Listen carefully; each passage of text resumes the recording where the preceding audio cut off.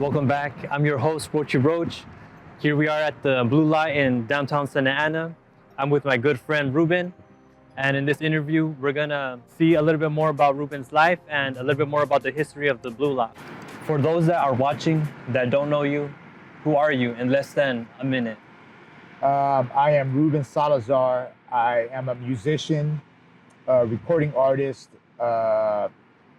I am the property manager, CEO, and the curator here at the Blue Lot. And I do many things in the downtown community. I DJ.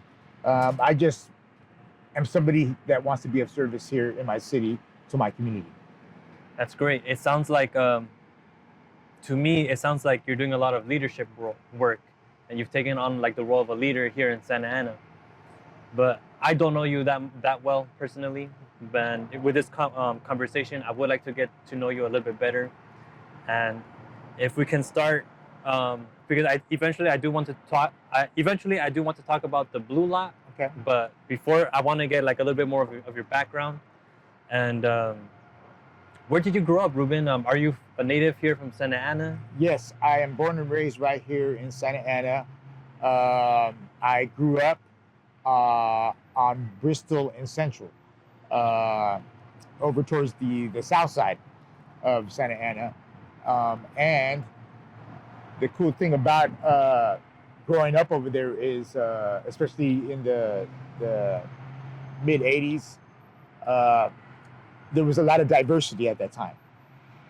So I got to, get into a lot of different things, you know what I mean? Growing up, Little League, but then I got into popping and breakdancing, things that were outside the box.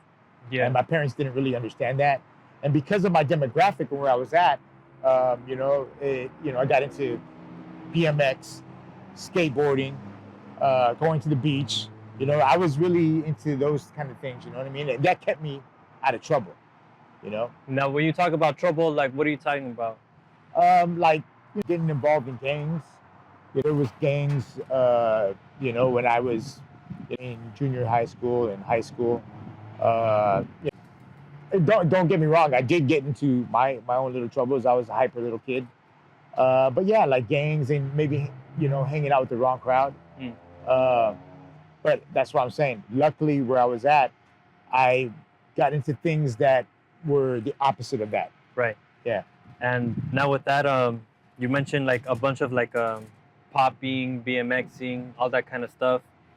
How did those things, or what led you to become like who you are now? I think it's, at a young age, just really being I was always into music as a kid. What kind of music? My mom and dad were, they're older than my friends. My dad was also a musician. He actually got a scholarship and he played the trumpet in LSU. And so my dad had a wide range of music. My dad and mom lived in Brownsville, Texas, which is at the tip of the Gulf where Texas is, and Matamoros, Mexico. And they made their way down here. But my dad had a wide range of music, all right? Back then, they had 8-tracks. They had, records back then, all right? Tape cassettes. And so as a little kid, I was listening to like Elvis Presley, Fats Domino, Kenny Rogers, Ray Charles, just a wide range of music. A lot of Ramon Ayala, Little Joe and the Latinaires. So music was a big part of my upbringing, and I gravitated towards that. My dad played trumpet, so I got to hear him sometimes, having a beer and just sitting there playing his trumpet. So yeah, that was a big part of my influence of who I became. It shaped me. That's really cool. Yeah. Do you yourself play any instruments? I do. I sing. I'm self-taught guitarist, keyboard player, harmonica, trumpet, bass, drums. I try to dabble in a little bit of everything. You do it all, RUBEN. You do it all. Yeah, I try. I think that's kind of how I gained the respect of other musicians is by knowing how to play instruments. You know, that helped me out a lot in my music career. In your music career, do you have like recorded music that you have, like Yes. stuff that you've done? Can you talk about that? Yeah, I mean, like I said, all those things led to me really getting into, I fell in love with reggae music. And a lot of, people listen to reggae music here, you know what I mean, in Santa Ana, right? But not a lot of people got into the culture. I just dove into it. I had the dreadlocks. I got into the culture and the religion of Rastafari.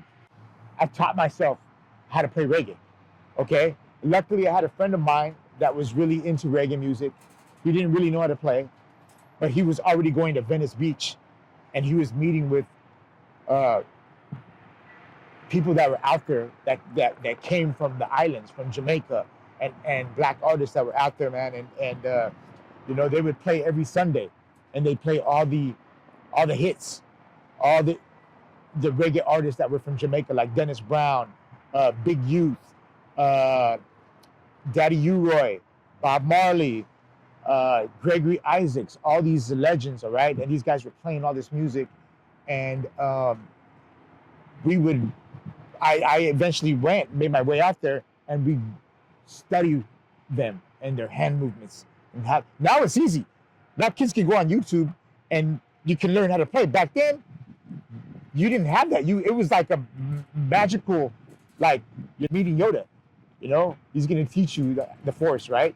So it was something special back then that I got to really to dive into. But eventually, we formed our own band. I just studied. I was a student of reggae music, and I studied in my room. And my parents really didn't understand what I was doing. Even when I had long hair and I was growing dreadlocks, they didn't understand that.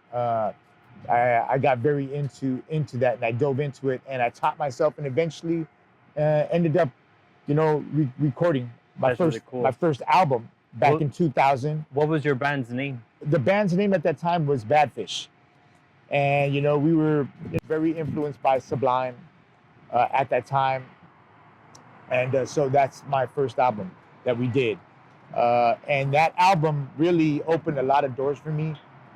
In fact, because of that album, I think 9 years after that album was put out, I connected with the guy from Argentina. And eventually we did a collaboration, and I sang vocals on a track for him and his band, and he invited me to come out. So I've already toured Argentina 2 times. That's really cool. And that was a very special moment for me. And it really changed my life a lot, and shaped who I am now. It was a big part of shaping me, the guy that you're standing in front of right now. So you did music as in your young life. Did that carry on throughout your entire life of being a musician, being in a band? Yeah, being a musician opened many doors for me. The tools and the skills that I learned from that, the networking, marketing, doing it all yourself as an independent artist. Also, all of the failures, doing a show, just like an artist. It's just like somebody doing canvas and going, I messed up. Or even if you're doing a sketch, right? You have to go back and erase it, and so you can perfect that, right? Well, as a musician, you do the same thing. You go through the same frustrations, the same heartaches, the same failures, and you just continue to grow and become better. So like I said, it shaped me and made me who I am today. And because of that, and I am still involved in music. I still play in a band. I have a new band. It's called Khalifa. And that's something that's more to me, my culture, my city, my community, and spreading a message of unity. Also talking about the struggles that we go through in life. Also talking about love, and just life lessons and things that I learned being on the street. Because reggae music is a struggler's music, and that's just why, just like popping and breaking, I got into that because it was something that was for kids on the street. You know what I mean? It was basically something that was like this rose in the concrete, right? That was crafted, right, by struggle. And so that's why reggae music was the same thing for me. I didn't have to go out and buy a baseball glove and spend money. It was something that I was creating within myself, just like art. Mm-hmm. That's why art has been a big part of my life, and reggae music too.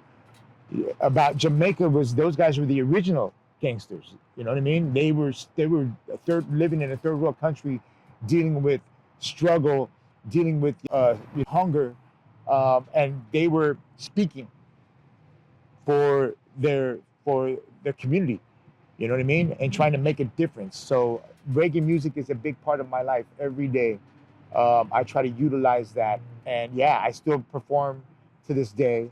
I'm a musician, and like I said, I've been able to create opportunities for myself through music. That's really cool. That's really interesting. For the people that want to listen to your music, how can they find you? Under Khalifa? They can find me under Khalifa, which is CAL1FA. You can find me on Spotify, and from there you can find me on all, streaming platforms. Yeah. And then my first band, which is Badfish, Soundboy Killers. That's like what I did in the early 2000s. But yeah, my new project right now is Khalifa. But I'm working as we speak on new music right now, because I think since I've been in downtown, I've really, like I said, I really got embedded in doing community work, Mm-hmm. because of music, and so music's always been there, but it kind of took a little bit of a backseat, and all these blessings through music have been put at my doorstep, and so, like I said, I finally got back to writing new music. Nice. So that's what I'm doing right now. But that's where you can find me, is Khalifa. I'll be looking forward towards a new album. I'll be looking forward to your new album, man. Yeah. It's going to be coming out. Yeah, I think, like I said, I've been putting it on the back burner for a long time, and so it's a new life for me right now. I have a beautiful fiance. My life has changed drastically, and even since I met her, she's been a big part of my growth as well. And so now, I've this whole time that I've been in downtown, the opportunities that I've been given, I've been grateful and humbled by them, and the opportunities that I had, and so that have been given to me, it made me really take a look at myself and where I want to be, and it's really kind of helped me chip away at my old self. Mm-hmm.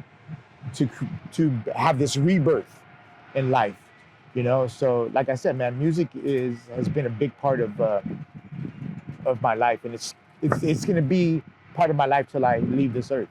I like that. I feel like this is a good place to transition into. You're mentioning how music has taken has gone onto the back burner for you, and then you started going into more of the community here in downtown Santa Ana.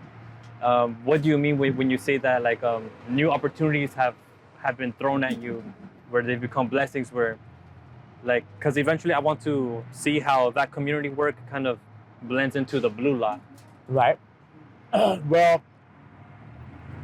I had a warehouse up the street from here, right? I took a little break from music back in 2004, 2005. And I was able to put some money together and get a warehouse, and I would make my way on my beach cruiser into downtown. There were some other musicians and artists that were over there, and I never really made my way into this part of Santa Ana, not that much. But then around 2006, I started coming in to downtown, right? And then once I started seeing, because there was never, I have an 8-piece band, 7-piece band. So there was never a venue that could cater to a band my size, right? Until this place called the Copper Door opened. And I'm like, okay, I got to bring my band down here. I want people, I made a name for myself in the reggae community, right? But I want more kids and more people to know about me in my city. So right away, I came in, I set my flagship, I set the headquarters right here, and I started networking. I met a producer, all right? I was a patron at one of the bars here, and somebody introduced me to this older gentleman. And I didn't know that this guy was a producer, and he had a multi-million-dollar studio right across the street from the bar. Nobody would even know. And he was this guy that just loved music, all right? He didn't look at the way you dressed, and luckily, I just lucked out that he took a liking to me. Because if it wasn't, if sometimes in life, it's just things happen by luck, by opportunity, right? And I lucked out meeting that man because, like I said, man, he opened a lot of doors for me, and just him hanging out with me, and he had clout. He had, he was a force to be reckoned with down here. And eventually, he told the owner of this property, "You got to get Ruben to do a show right here." And I came and I did the first Blue Lot Art and Music Festival. What year was that? That was 2012. Ah. I had just done the art walk, which was one of the best art walks. I mean, I'm not trying to pat myself on the shoulder, but I was pretty proud of myself for. Also, when you say you did the artwork, you organized the art walk. No, in a way I did. I organized the bands that were playing for that art walk. All right. But they had a stage, like it was just, and this was early on, 2012, bro. Yeah. But a lot of people saw that art walk, and a lot of the right people. And this individual vouched for me, and I did that first music festival here. Luckily we got K-Rock to come out. They came out and they brought their van, the K-Rock van. They handed out stickers, and they promoted themselves. And then I brought Red Bull, and I got a lot of the local businesses here to come and be vendors. And we had a stage, and the owner came out and he was like, "What is this? Like, this is like," he just was like, "Yeah, this is like what I want." And from there on, like I said, I was able to acquire the property and start managing the property. Little by little, I just try to find ways to generate some finances to show them, hey, like, there's something here. We can do something here and create something. Right. So then, like, after you acquire ownership of the manager here at the Blue Lot, what did you want to do with it? Like, what I saw was what did you do after? I saw a vision of this place being an outdoor venue and a community event center for all genres of events, whether it be hosting church services, whether it be doing a movie night. The sky's the limit, you know what I mean? So that was my vision. I was like, we could do so many things on the property besides display art. And you know what I mean? And that's another thing too, the art's changed on this property. Or why choose to put up panels of all over your property and invite artists to come here and paint? Like, why did you want to focus on, because art is a big deal. Because why I wanted to keep that? Yeah, because it was literally like what the property was. A lot of people knew this place because of the graffiti, right? They knew this place because of that, because of the graffiti art and because of tagging. But we didn't also want to lose the property because a lot of people were complaining. And for me, like I said, I just saw something bigger. So what I wanted to do was, like, hey, different artists have different things they want to bring to the table. Some people want to spread a message, right, about protest or about, somebody who they lost and create a memorial.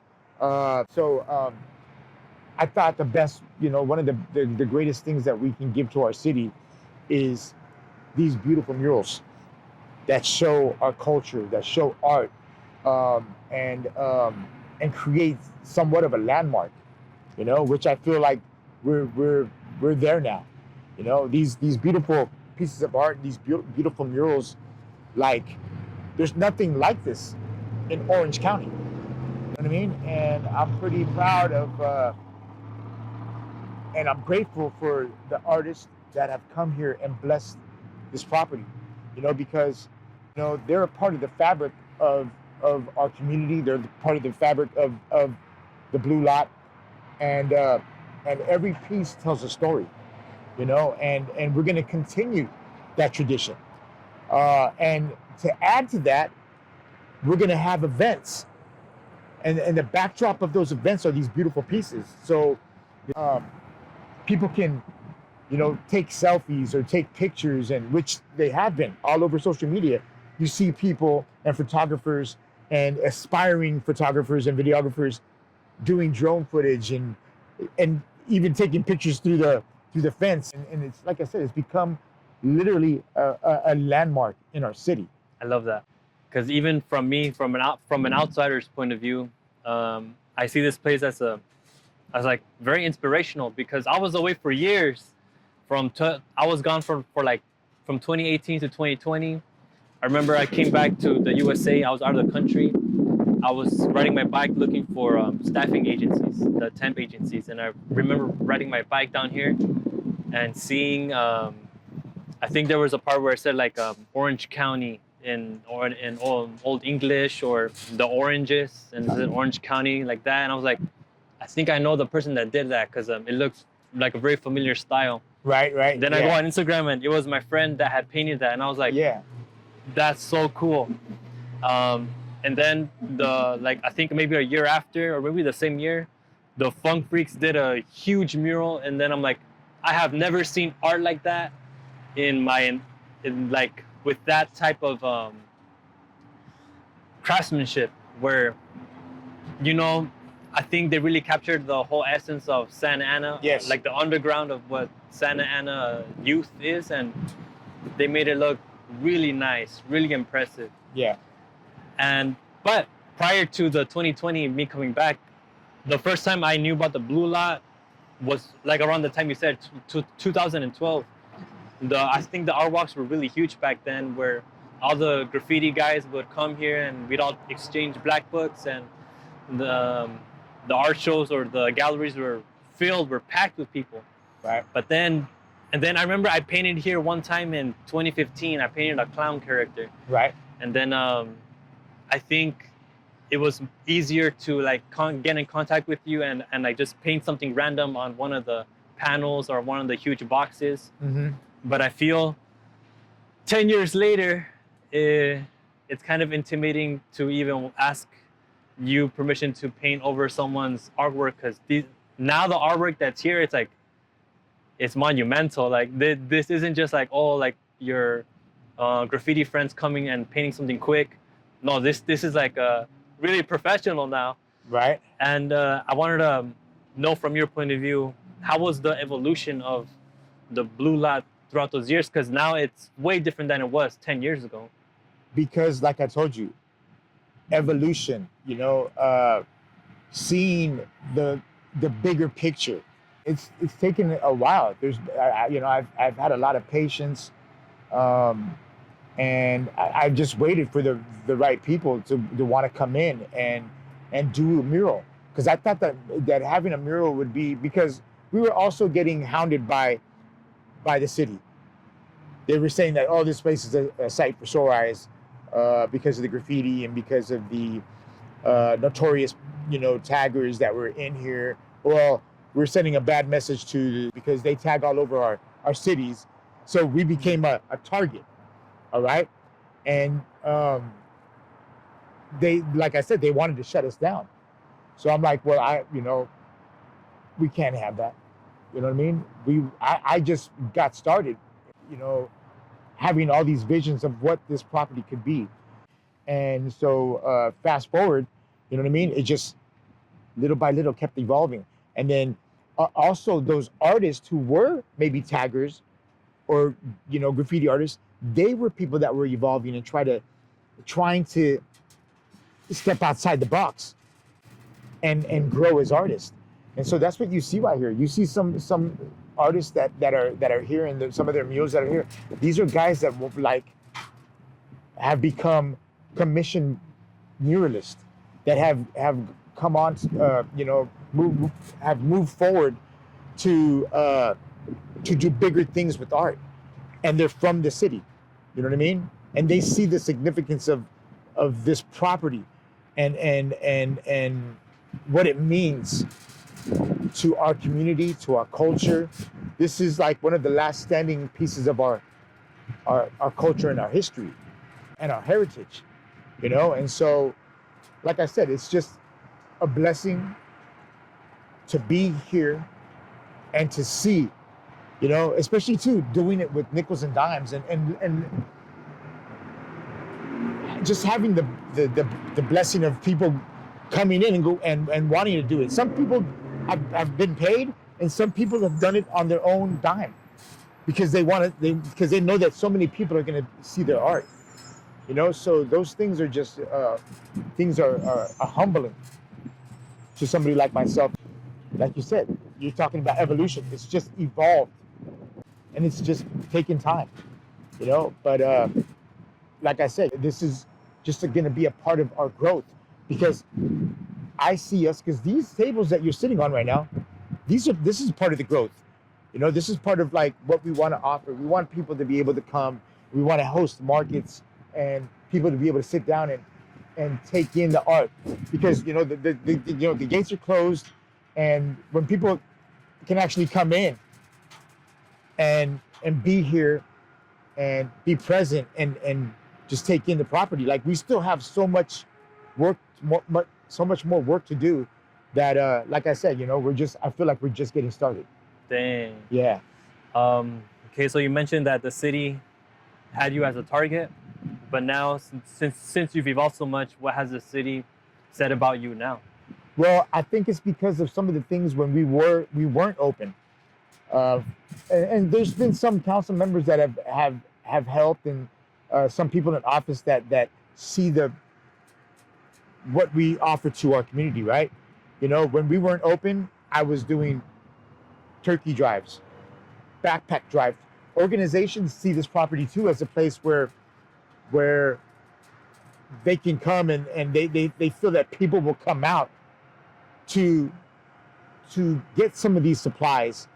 You know what I mean? For kids that might not have school supplies, or families that might not have a meal for Thanksgiving, as well as Christmas. We do, you know, Christmas toy drives. All those things are things that I wanted to do to show the city, hey, you know, we're not just this open lot, and we are here to be of service to our residents and to the community, you know. So they see those things, and they, you know, and I think they see what you guys have to offer, and for the most part, you know, they've been positive about the lot. Yeah, that's wonderful. Now, you mentioned that the blue lot is just getting started, and that you have so many more things to do. What are those things? What are the goals that you have envisioned for the blue lot for the future? You know, I envision this, like I said, I want this to be a landmark in California. I want this property to be a landmark. I want this property to be something that caters to all genres of events. I want this place to be an incubator and a Kickstarter for small businesses that might not be able to afford retail, not only in downtown or in the city, but cities abroad. You know, so I want this to be a location where people can thrive. Small businesses, artists, musicians, churches, organizations that have something to offer to our community.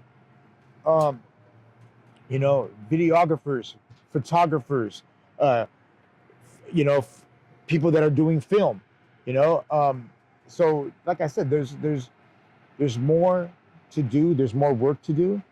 But like I said, what I feel like the future of the Blue Dot is to literally, like I said, turn this into a venue, an event center for the community on a regular basis, not just here and there, you know what I mean, but like every day. But like I said, there's some things in the works, you know what I mean, that are happening. I can't disclose those things, but like I said, I'm hoping that that these things come into fruition. Nice, Ruben. I think you've covered everything in this conversation that I wanted to know about you and about the Blue Lot. Is there anything that I didn't ask that you'd like to talk about? I think you hit everything. It's like I said. I mean, I really want to thank you both for being here and for seeing the potential in the property and create awareness for this property, because that's pretty much what it's all about too. It's all about like us helping one another. If you wanted me to close out with anything that I can add to this interview is us helping one another as a community of artists, small businesses, entrepreneurs, is coming together and like I said, using your platform to help my platform and vice versa. So if anything, that's what it is. It's about, for me, it's about unity, it's about community, and being able to grow together. Yes, and if there's any like vendors that want to get in touch with you, how can they do that? All they have to do is just go to our Blue Lot Instagram. On there is my phone number. There's an email address, but you can also DM me, and that's the best way to get a hold of me personally. As I said, once again, it's on the Instagram, the Blue Lot Instagram handle, BLUELOT, just one word. And you can get a hold of me, Ruben Salazar. And I hope to be hearing from you guys. And I appreciate both of you guys for giving me this opportunity to spread the word about the Blue Lot.